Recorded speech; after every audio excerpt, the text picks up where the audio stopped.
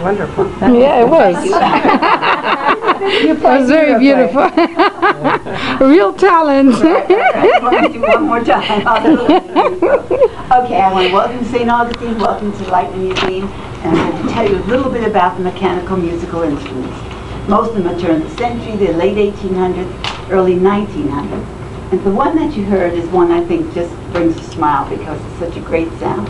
It's a Nickelodeon, it's about 1920s. It's electric, has a mandolin sound, pumps up and down, and has a paper roll.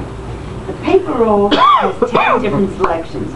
You know, it's similar to a jukebox, but with a jukebox, you could choose what you liked, and it would be vocalizing. In this case, you have to take the song that comes up after you put your nickel in. So if you wanted the song I just played, you just have to keep dropping those nickels in your head together. But it does have a nice, happy sound to it. The picture in the back is similar to what you would see for the Nickelodeon, maybe restaurants, social halls, ice cream parlors, and such.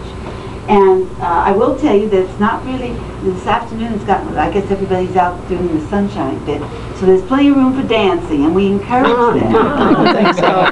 We encourage you to sing along or dance. Now they're all old songs, but some of them might come back to you and you can remember it.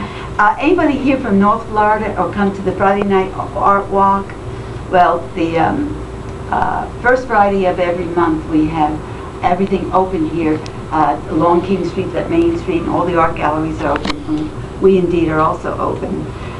We just opened the first level to give everybody a sampling of what the museum has to offer.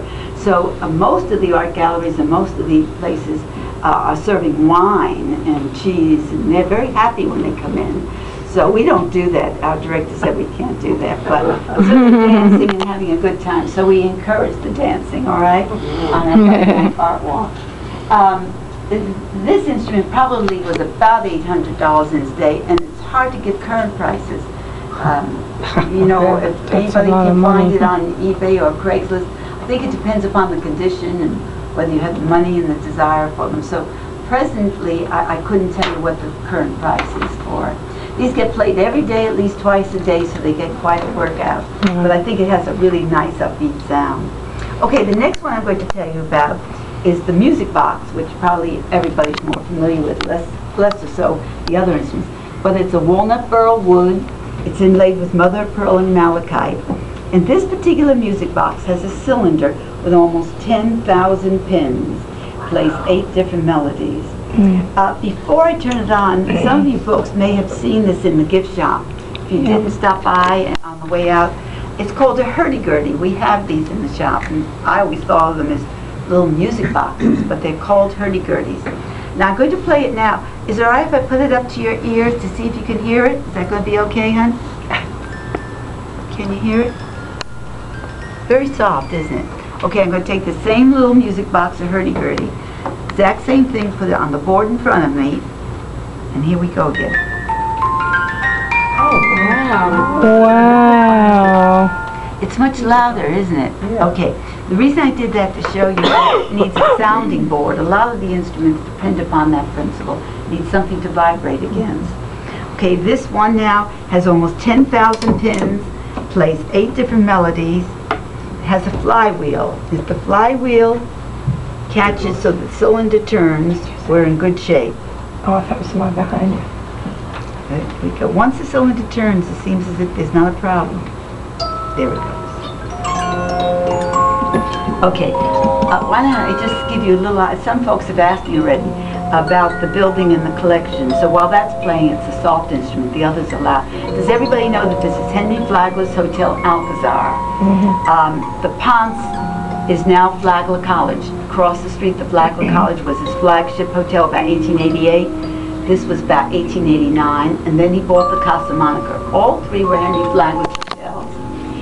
As you go through it, maybe as you have gone through, you wonder where the rooms are. When you go back outside, when you leave the building, look in the courtyard where the trees and the water and the pretty bridges and all of that, and there's windows on all sides. Those were the guest rooms for this hotel, but they saved none of them. We have none of the guest rooms now. They're all city office buildings and National Guards there. The police station had been there for a while. But this part of the hotel, as you go through it, and be sure to see 3R on the elevator. You'll see a lovely ballroom, look down, and you'll see antique shops and a cafe below. That was a swimming pool. It was the world's largest indoor swimming pool. So this was a really, really fun hotel. The flagship, as I say, was really the Pond, Flagler College. This was the Overflow and the Casa Monica. But it did eventually close. Some of the things that fed into that was that our winters here sometimes are very cold, and people couldn't use the beaches like people want now.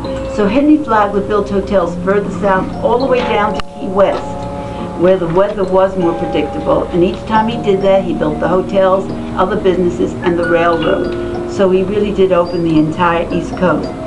But aside from the weather, really around 1930, the Depression was so intense, he had to close this particular hotel. It stayed closed from 1930 till 1948. It was stripped of everything. There was nothing here. And I think some vandalism probably took place, like it would if you leave a building empty. Even though it's sealed up, people find a way to do damage. Mr. Leitner from Chicago came down here for his health in 1947. Had no connection with Mr. Flagler or St. Augustine. Came down for his health, so the building was empty. He was in the publishing business, Mr. Leitner. He was a very successful publisher, stayed successful even during the Depression, and was a very clever businessman and an insatiable collector. He'd outgrown the area in Chicago with his collection. He took advantage of the pennies on the dollar. People's big estates had to be closed down. He bought the entire estate. So when he came here and saw the building was empty, Mr. Leitner then decided that he would bring his collection here. So in 1948, Henry Flagler's Hotel Alcazar became Otto Leitner's 19th Century Decorative Arts Museum. So just to give you an idea of how it came around, and to see if we can perhaps quiet this down.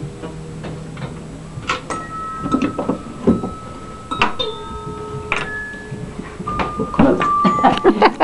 And so about 85% is Mr.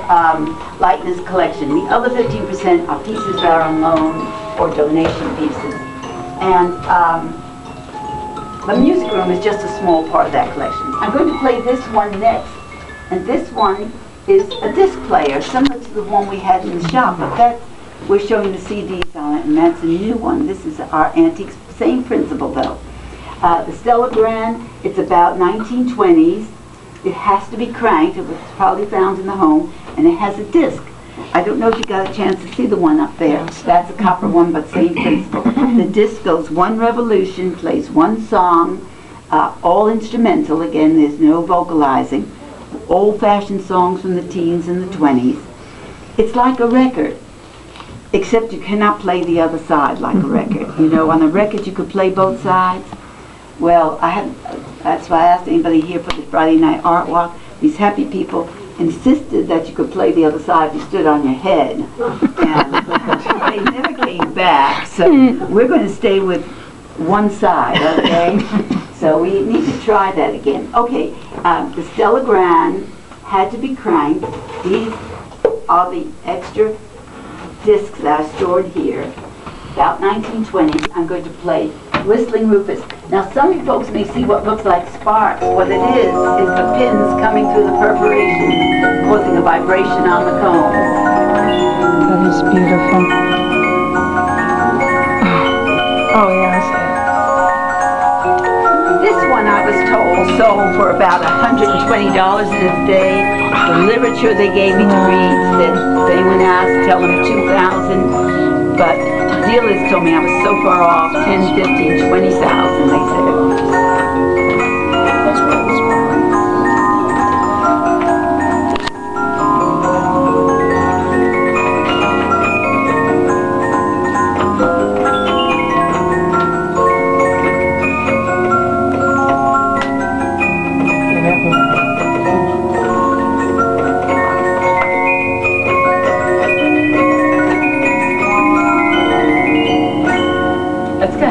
Wow. Okay, this is also a display, but you can see it's a much larger one. It's a 27-inch one, but it's copper like the one that's in the shop there. This is a Regina Orchestral Corona. It was made in Rahway, New Jersey. Jersey, about 1903, that time period. And it's the same Regina company, if the gals might be familiar. Remember the Regina company made vacuums and carpet sweepers for a while? It's the same company. Okay, it would be more in restaurants again and social halls and such. Now, I had to crank it, and when I get it to come up, I'm going to turn it up. There's 12 discs in a row. And you can see here now the comb and the straw wheel's going to lock it in place. When it goes the one revolution, after it finishes that, if I don't turn it off, it will go back down into its place, then move to the next disc. It will keep doing that until it winds itself down. So this is Regina Orchestra Corona.